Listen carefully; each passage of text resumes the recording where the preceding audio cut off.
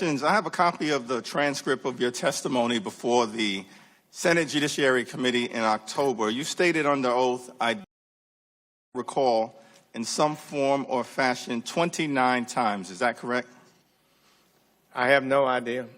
I have a copy of the transcript of your testimony before the Senate Intelligence Committee in June. You stated under oath, I don't recall, in some form or fashion, approximately 36 times. Is that correct? I don't know. In your testimony today, you have stated, I don't recall, at least 20 times. Is that fair to say? I have no idea. Now, on October 4th, 2016, during a TV interview with Lou Dobbs, you criticized Hillary Clinton for telling FBI investigators, I can't remember, approximately 35 times. You also stated during that Lou Dobbs interview that the intentional failure to remember can constitute perjury. Mr. Attorney General, do you still believe that the intentional failure to remember can constitute a criminal act? If it's an act to deceive, yes. Okay. Now, you testified in January that you had no contact with Russian operatives during the Trump campaign. Earlier today, you testified that your story has, quote, never changed. Is that correct? That was your testimony earlier today, that your story has never changed, correct? I believe that's fair to say. Okay.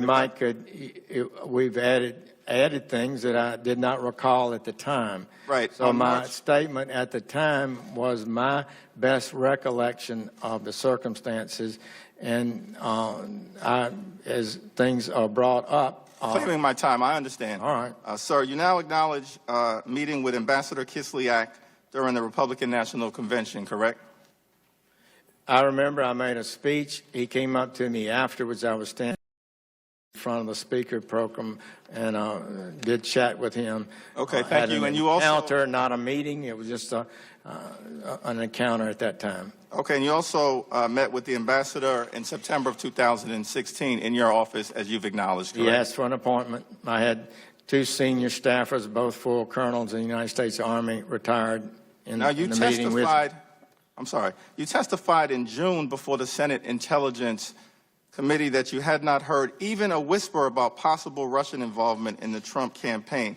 Yet we understand that you attended this March 31st meeting where George Papadopoulos talked about potential communications with Russian operatives. But also, according to your third quarter 2016 FEC filing, you hosted a Trump campaign dinner meeting on June 30th, 2016 at the Capitol Hill Club. Is that right? That's correct. And your Senate reelection campaign paid for that meeting. Is that right? I think that may be so. Okay. And Carter Page and George Papadopoulos both attended that June 30th meeting, correct? That has been reported. And at that meeting, Carter Page told you that he was going to Moscow in a few days. Is that right? Yes. Okay. And he, thank you. He said it was a brief meeting as he was walking out the door. I don't recall that conversation, but I'm not able to dispute it. Understood. Reclaiming my time, I've got limited time available. That is not, does that establish some sort of improper contact? I think you understand. Russians? I think you understand. He's not Russian either. You know. Understand, sir. I get to ask the questions. You provide the answers. In this capacity, you're no longer in the United States Senate. You voted in 1999 to remove Bill Clinton from office on charges of perjury, correct? That is correct. And connection. Well, there were other charges. I voted simple for question. Impeachment. Yes. Yes, understand. To remove him, actually, impeachment's in the House. In connection with that vote to remove President Clinton from office, you gave this speech on the Senate floor on February 29th, 1999, and in it, you acknowledged that while serving as U.S. Attorney, you once prosecuted a young police officer who lied in a deposition.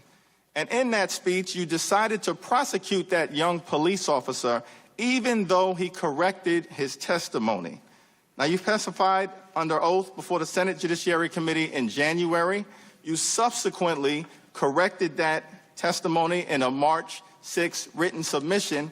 and have been forced repeatedly to come back to the Senate and now the House to clarify. When explaining your vote on the Senate floor to remove Bill Clinton from office, you stated that you refuse to hold a president accountable to a different standard than the young police officer who you prosecuted. Let me be clear. The Attorney General of the United States of America should not be held to a different standard than the young police officer whose life you ruined by prosecuting